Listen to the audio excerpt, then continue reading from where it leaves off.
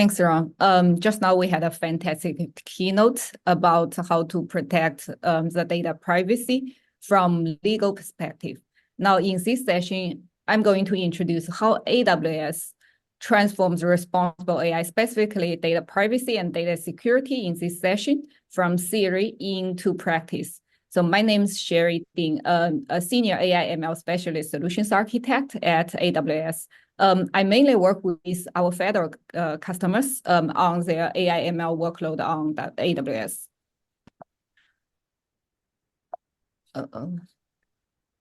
Okay. So we know that AI continues to grow and evolve. So it drives about almost like 7 trillion increase in global GDP over a 10-year period. And since the breakout of generative AI in early 2023, so now hundreds of thousands of organizations and companies, they are trying to leverage this technology, or at least exploring this technology to transform their business. So generative AI brings a promise new innovations, but at the same time, it also brings a couple of challenges.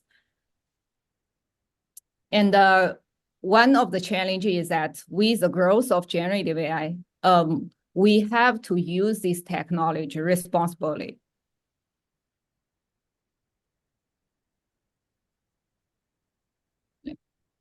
All right. I think my keyboard is kind of not working right now. So Amazon has joined the White House, technology organizations, and the AI community to advance the responsible and the secure use of AI. Last year, if you have kept tracking of the news, you're gonna know that last year the White House met with leading AI companies, including Amazon, to identify the commitments related to the safe and responsible development of future generative AI models. So we assume these future generative AI models are overall more powerful than any of currently released foundation models. As part of this engagement, Amazon welcomes a new set of voluntary commitments. We will follow these commitments to develop our services and applications and lead the community to use the technology responsibly and securely. So here I listed a list of these new commitments together with a QR code. You can simply scan this QR code to read the full article. But if we take a deep look into these commitments, it actually reflected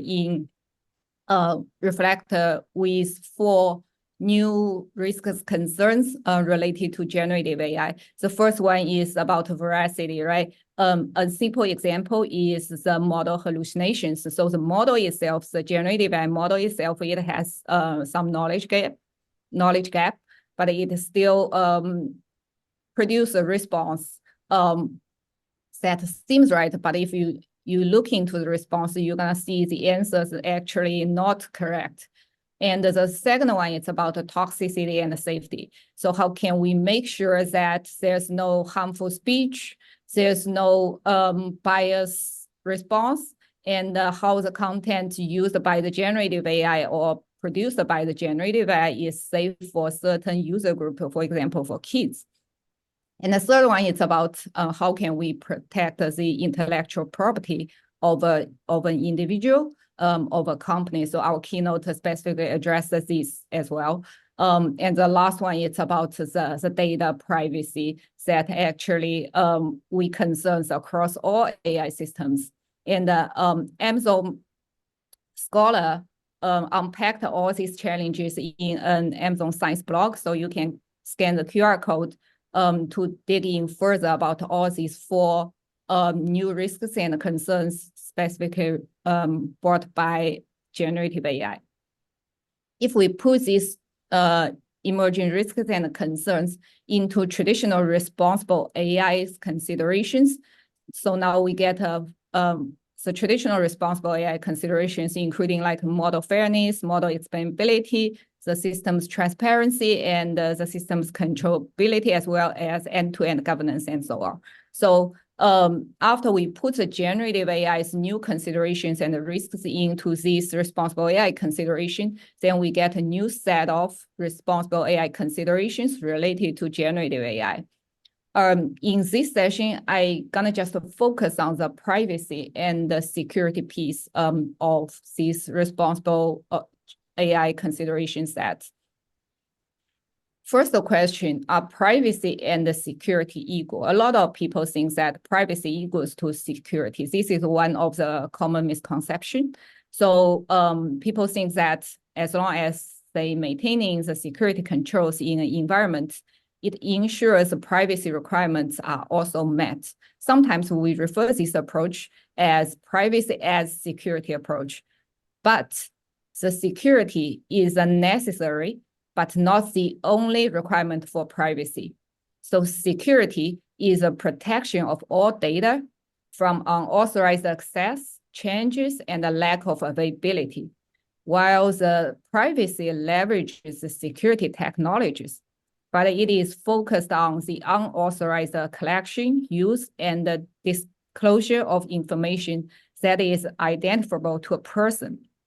So we can see that the privacy and the security are related, but actually distinct. AWS introduces this legislative agnostic privacy framework, or we call it LAF. So it includes two parts, the left side and the right side.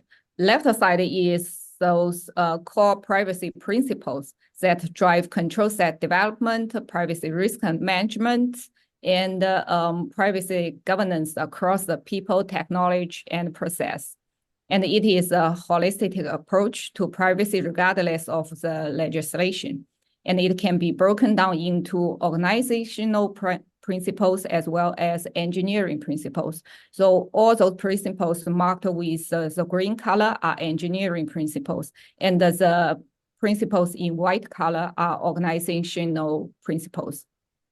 And these privacy principles are the guide points aligning to the controls that are reflected in the privacy engineering. So these controls are actually listed on the right side. It is the control set. So this control set presents a layered approach to privacy controls.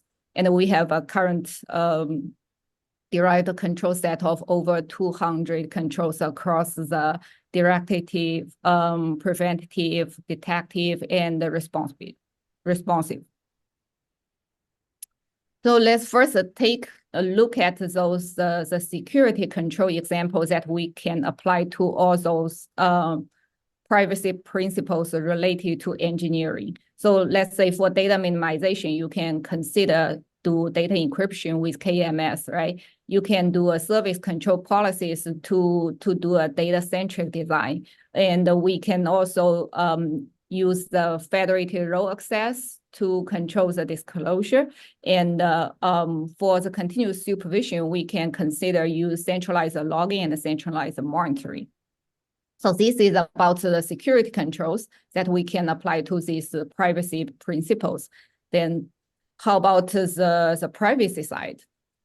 So accordingly, privacy side, we also can have a list of privacy controls that we can apply to these privacy principles. So for each one, I gave just one example here.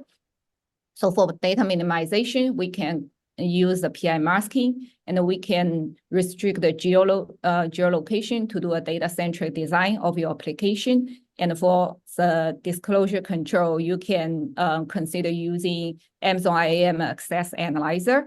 And for the continuous supervision, we suggest you to use the PI object access logging. And for individual autonomy, it's you can use immutable consent ledger as well as data catalog. So that's just an example of the privacy and the security controls that you can apply to these privacy principles. And on this slide, I actually listed the AWS privacy enhancing services and the features corresponding to each of those engineering related privacy principles. on this side. So as you can see, for each of those principles, we have a set of services and features that help you enhance the privacy as well as the security. So which means that everything you expect from an AWS service is secure and private. Actually, security is always our highest priority. And the AWS is architected to be the most flexible and secure cloud computing platform available today. So your most valuable intellectual property and data remain protected and private. So just like S3, EC2, or RDS, AWS AI services also have enterprise-grade features to help you make your data secure. So for example, for all AI services, you can configure your VPC settings to access the service API calls, right? And for AI services that allows a model customization, for example, Amazon Recognition, Amazon Comprehend, or Amazon Bedrock, these are services that allow you to use your data to customize the model.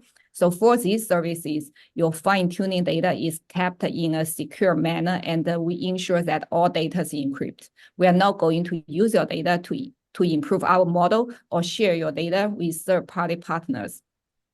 So let's just take our generative AI service, Amazon Bedrock, as an example here. If you haven't heard about Amazon Bedrock, so Amazon Bedrock is a fully managed service that provides you an easiest way to build generative AI applications at a scale. So inside Amazon Bedrock, we have a couple of highlighted features. For example, you can access a range of leading foundation models, including our first-party models called Amazon Title models, as well as third-party models through a single API call. So you can explore all these models and choose the right model for your use case. And also, you can privately customize the foundation models using your own data to make the model fit your use case, fit your data better. And since generative AI application, usually it includes like multiple tasks, right? So you can use Amazon Bedrock agents to orchestrate all those tasks into your application. And you also can extend the power of those foundation models provided by Amazon Bedrock using the retrieval augmented generation, this design by using Amazon Bedrock knowledge base. So all these are the nice features related to how you can develop a generative AI application using Amazon Bedrock. Meanwhile, we also have features related to data privacy and data security. So on the data privacy side, first, you are always in control of your data, which means that your data is not used to improve our first-party foundation model, which is called Amazon Title models, or we are not sharing your data with other foundation model providers. And the second, your data here, your data includes those prompts that you send to the foundation model or the foundation model's responses, as well as the fine-tuned model artifacts. All these data are isolated per customer and remain in the region where they were created. On the data security side, again, the key is you are always in control of your data. So your data is always encrypted in transit as well as at rest. And Amazon Bedrock, it is integrated with AWS IAM service to allow you to manage those inference access. And you can allow or deny the access for specific foundation models. You can control like what foundation models that your user can use. And also, it has integration with AWS management console access, so you can enable or disable this management console access.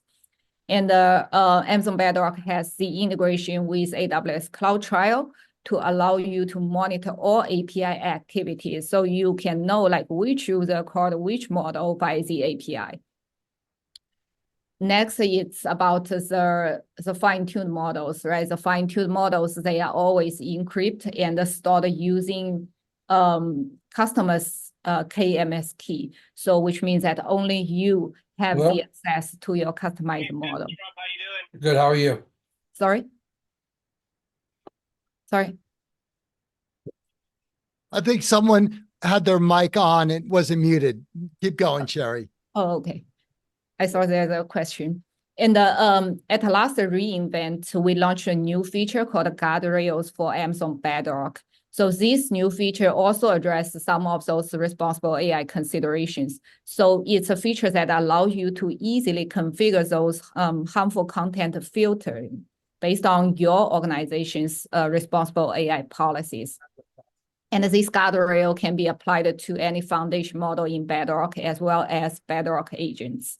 And in the very near future, we're gonna put another feature in these guardrails for Bedrock that allow you to redact the PII information in foundation models responses. So this is specifically related to data privacy. So at the end, I'd like to share some resources on how to build AI responsibly. So there are 3 QR codes. So the first one is about how you can emerging challenges and the solutions in the generative AI era. And the second is about the commitment that I mentioned with the White House and other technology leaders. The third QR code is about how you can start with generative AI on AWS with enterprise-grade security and privacy. So simply scan these 3 QR codes and to read more details about these web pages and articles. And if you want to dive deeper into responsible AI beyond the security and the privacy that I talked today, AWS Machine Learning University, we released a free public course on YouTube specifically on the fairness and bias, these 2 responsible AI considerations. So this course is like a 9-hour courses, including both lectures and hands-on exercises. So also simply scan the QR code and it's gonna direct you to the YouTube course. With that said, I really appreciate everyone's time attending this session, and I'm happy to take questions.